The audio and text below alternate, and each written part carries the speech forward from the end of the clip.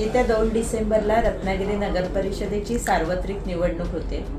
या निवडणुकीसाठी रत्नागिरी नगर परिषदेची नगराध्यक्ष म्हणून सन्माननीय पक्षप्रमुख महाराष्ट्र राज्याचे उपमुख्यमंत्री एकनाथजी शिंदे साहेब आणि सन्माननीय पालकमंत्री उदयजी सामंत यांनी नगराध्यक्षाची उमेदवार म्हणून मी शिल्पा प्रशांत सुर्वे माझी निवड केलेली आहे। मी सर्वांना एवढी विनंती करते की गेली 15 वर्ष मी रत्नागिरी नगर परिषदेमध्ये काम करते।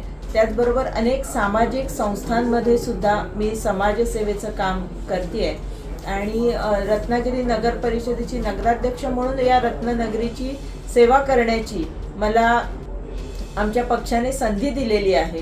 तर सर्व नागरिकांना मी एवढीच विनंती करते की ही संधी, तुमचं जे आशीर्वाद आहेत ते मला मिळू देत आणि तुम्ही जी मला संधी द्याल त्याचा मी नक्कीच चांगल्या प्रकारे उपयोग करून घेईन। तुम्ही दिलेलं जे अमूल्य मत आहे त्याचा आदर नक्कीच ठेवेन आणि अतिशय पारदर्शकपणे रत्नागिरीचा विकास करेन।